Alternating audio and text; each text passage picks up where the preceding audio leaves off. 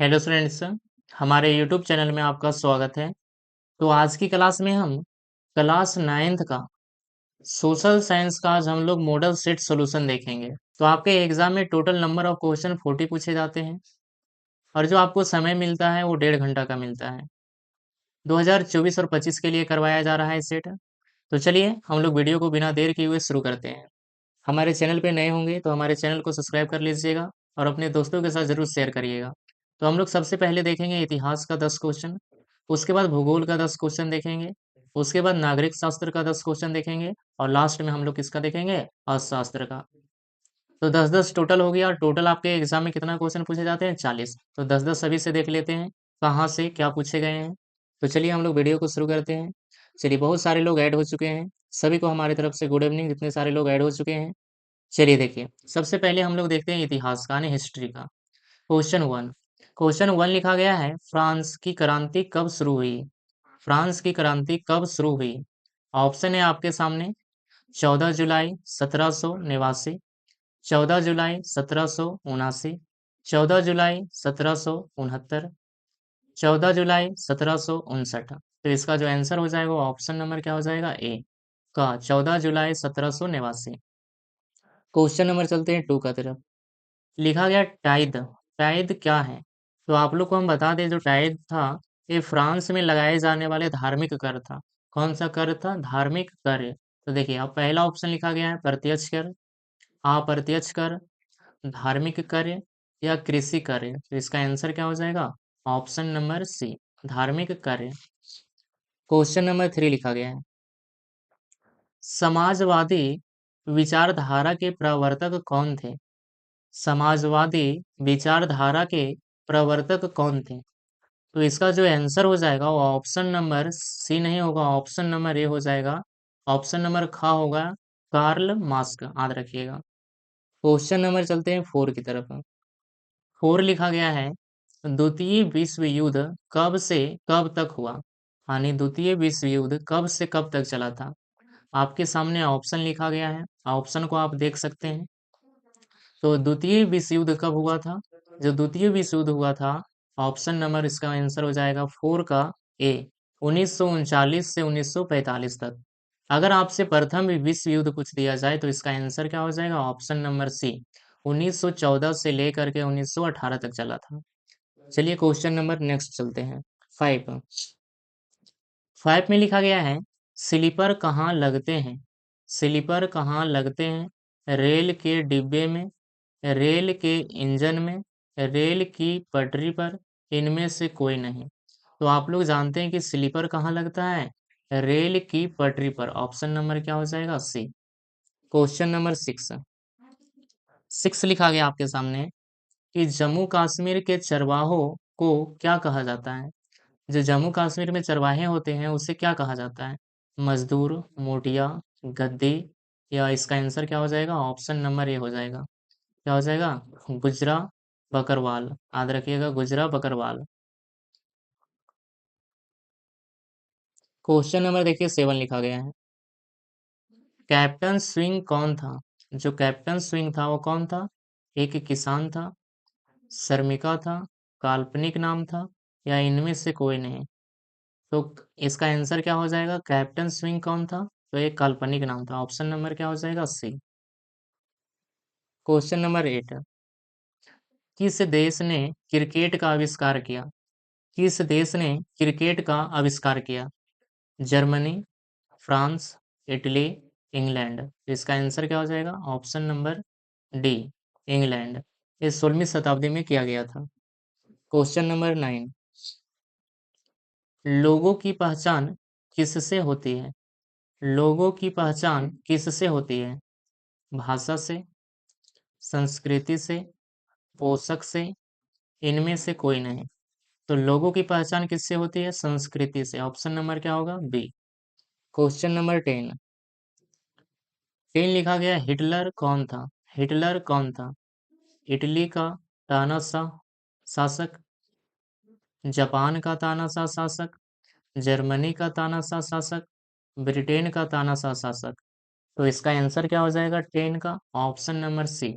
और जर्मनी का क्या था? तानाशाह शासक था। कौन? हिटलर।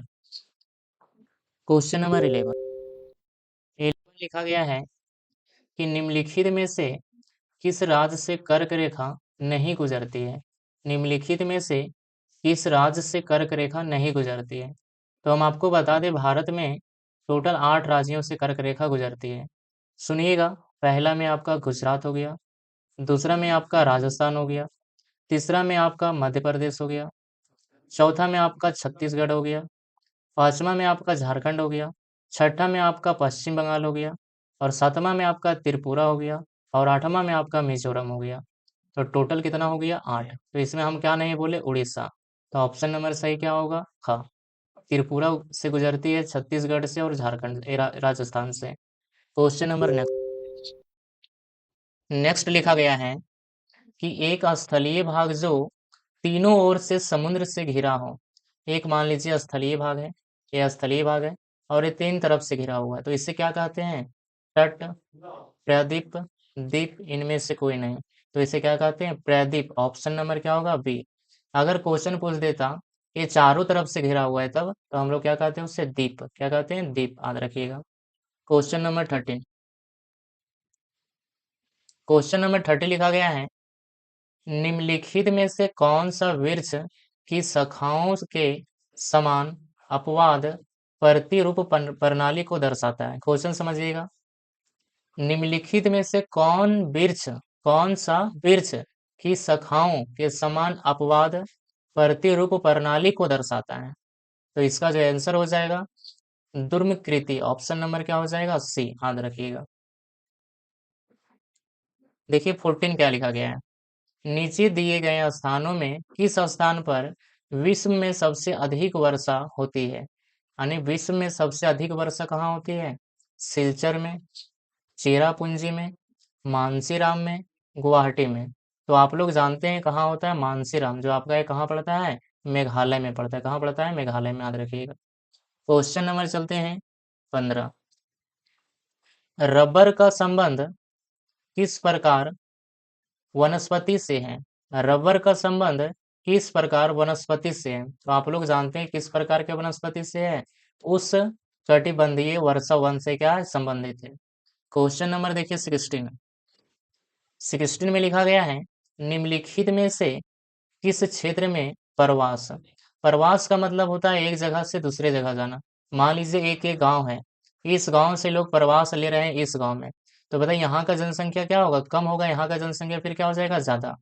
तो वही लिखा गया, प्रवास आबादी की संख्या, वितरण एवं संरचना में परिवर्तन लाता है। तो संरचना में परिवर्तन लाता है, तो इसका आंसर हो जाएगा सी। प्रस्थान एवं आगमन दोनों क्षेत्र में, यानी एक क्षेत्र में घटता है तो दूसरा क्षेत्र में बढ़ता है। तो ऑप्शन नंबर क्या हो जाएगा? ग। क्वेश्चन नंबर लिखा गया 17। 17 में लिखा गया है कि भारत का सबसे पूर्वी देशांतर कौन सा है? भारत का सबसे पूर्वी देशांतर कौन सा है? तो 17 का आंसर क्या हो जाएगा?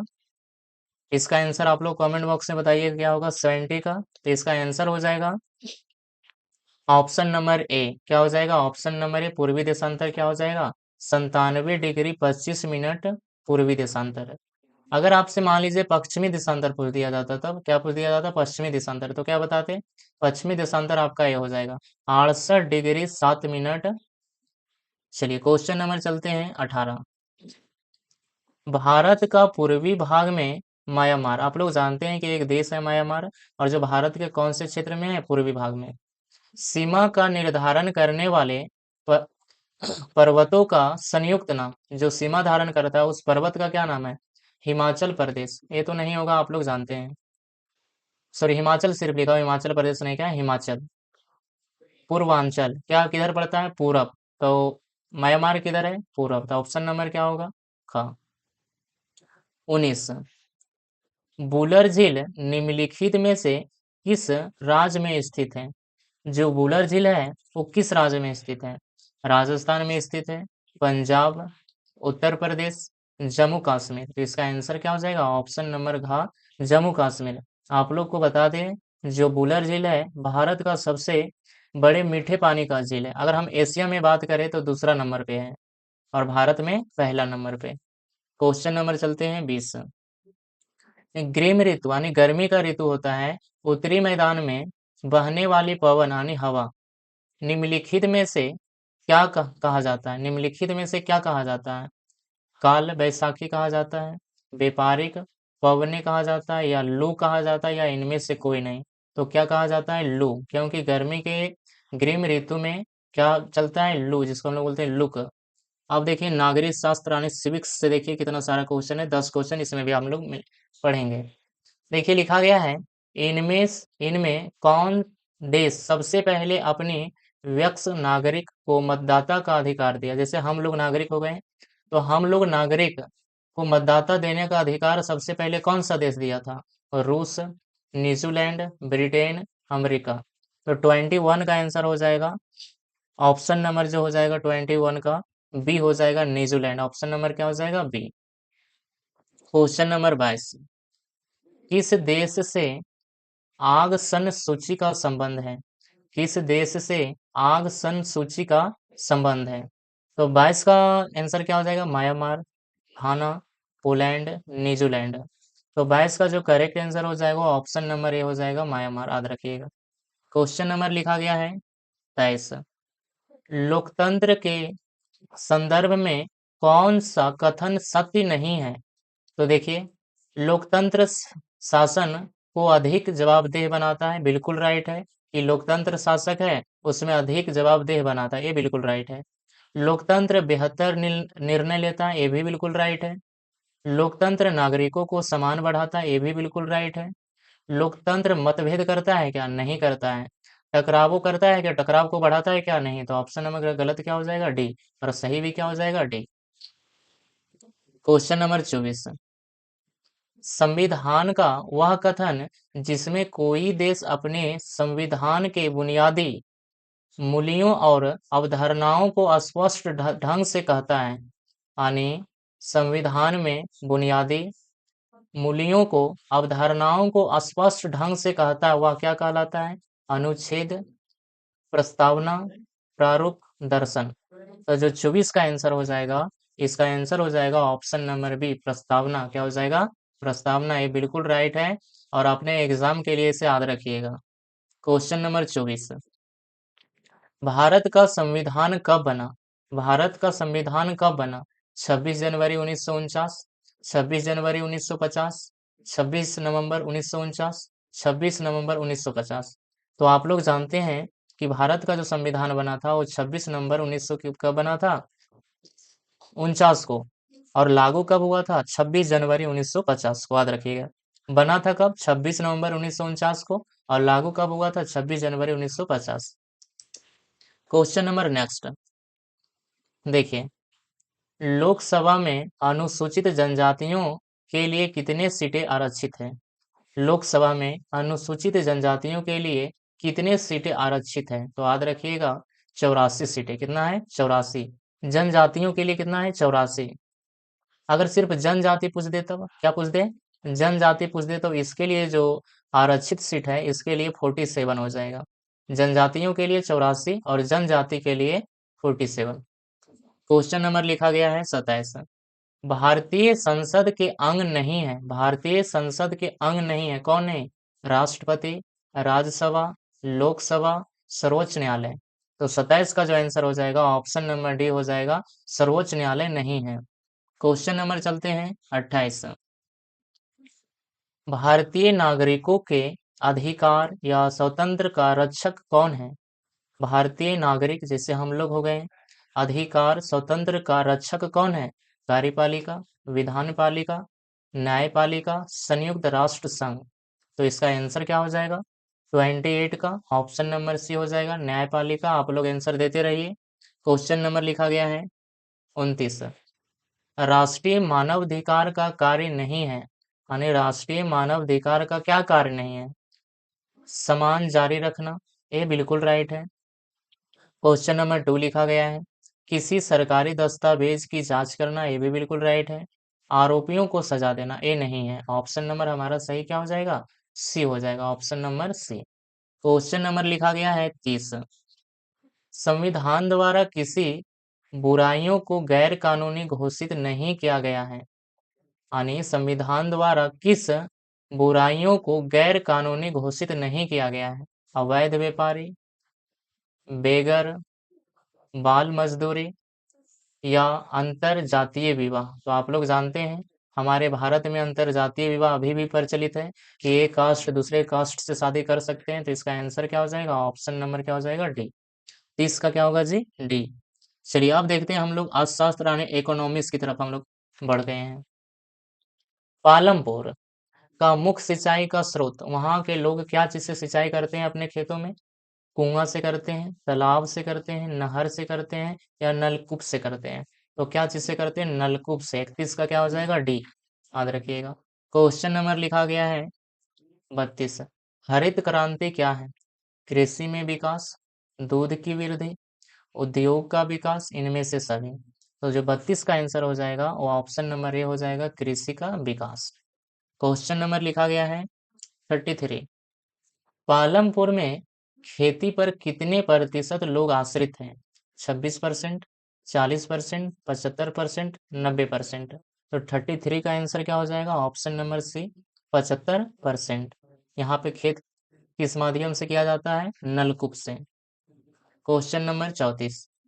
जीविका चलाने के लिए कितने प्रकार के कार्य किए जाते हैं? जीविका चलाने के लिए कितने प्रकार के कार्य किए जाते हैं? तो जो 34 का आंसर देखिए, 2, 6, 11, 20। तो कितने प्रकार के? दो। और आप लोग कमेंट करके बताइएगा और दो कौन कौन सा है? 35। एक देश का सर्वशक्ति क्या है? सर्वशक्ति क्या है? 15 से 80 वर्ष तक, 15 से 75 वर्ष तक, 15 से 59 वर्ष तक, 15 से 40 वर्ष तक। तो इसका जो आंसर हो जाएगा 35 का ऑप्शन नंबर सी, 15 से 59 वर्ष तक।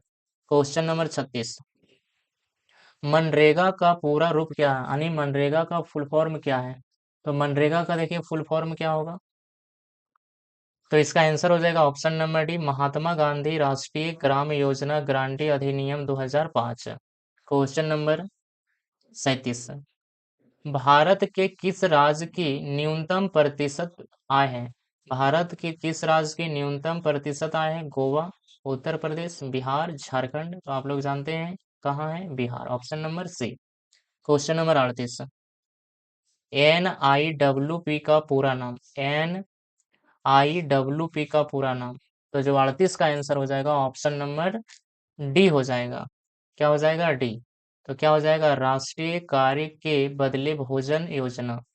इंग्लिश भी देख सकते हैं, national food for work programme. Question number 39। खाद्य सुरक्षा से आप क्या समझते हैं?